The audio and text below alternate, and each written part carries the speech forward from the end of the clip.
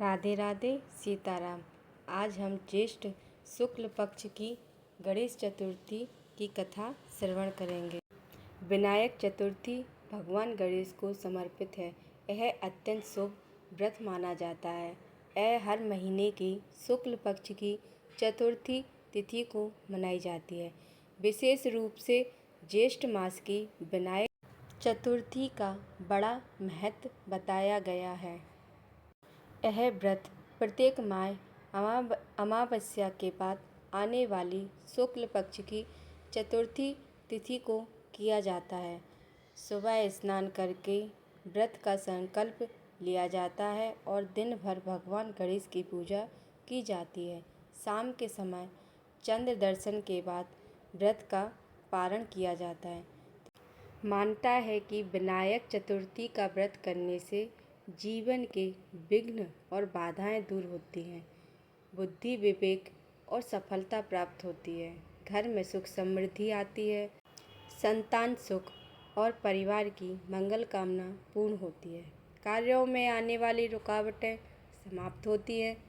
भगवान गणेश को विघ्नहर्ता कहा जाता है, इसलिए किसी भी शुभ कार्य से पहले उनकी पूजा की जाती है। आप हमारे चैनल पर नए आए हों तो चैनल को सब्सक्राइब कर दें और वीडियो को लाइक कर दें। धन्यवाद। गणेश भगवान की जय। एक बार भगवान शिव और माता पार्वती नर्मदा नदी के किनारे बैठे थे। वहाँ माता पार्वती ने समय व्यतीत करने के लिए भगवान शिव से चौपड़ खेलने को कहा। भगवान शिव खेलने के लिए तैयार हो गए, लेकिन समस्या यह थी कि हार जीत का फैसला कौन करेगा।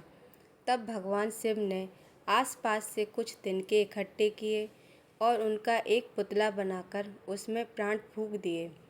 शिव जी ने उस बालक से कहा, बेटा हम चौपड़ खेल रहे हैं, तुम यहाँ बैठकर खेल को ध्यान से देखना और अंत में बताना कि कौन जीता और कौन हारा। खेल शुरू हुआ। 3 बार माता पार्वती जीती, लेकिन जब खेल खत्म होने पर बालक से परिणाम पूछा गया तो उसने अज्ञानतावश कह दिया कि भगवान शिव विजेता हैं। यह सुनकर माता पार्वती अत्यंत क्रोधित हो गईं और उन्होंने क्रोध में आकर उस बालक को लंगड़ा होने और कीचड़ में पड़े रहने का श्राप दे दिया। बालक ने रोते हुए माता से क्षमा मांगी और कहा, हे माता, मुझसे यह अज्ञानतावश हुआ है, मेरा कोई गलत उद्देश्य नहीं था, मुझे क्षमा करें। बालक के प्रार्थना करने पर माता पार्वती का दिल पिघल गया। उन्होंने कहा, अब श्राप वापस तो नहीं लिया जा सकता, लेकिन ज्येष्ठ शुक्ल चतुर्थी के दिन यहाँ कुछ नाग कन्याएं गणेश पूजन के लिए आएंगी। उनके कहे अनुसार तुम विनायक गणेश चतुर्थी का व्रत करना। उस व्रत के प्रभाव से तुम मेरे श्राप से मुक्त हो जाओगे। अगले वर्ष ज्येष्ठ शुक्ल चतुर्थी पर वहाँ नाग कन्याएं आईं। बालक ने उनसे व्रत की विधि पूछी और पूरे विधि विधान से 21 दिनों तक श्री गणेश जी का व्रत और पूजन किया।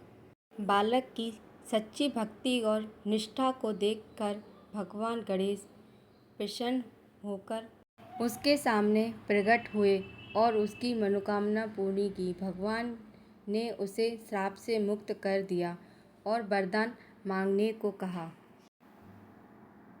बालक ने कहा, हे प्रभु, मेरे पैरों में इतनी शक्ति आ जाए कि मैं कैलाश पर्वत पर अपने माता पिता के पास पहुंच सकूं।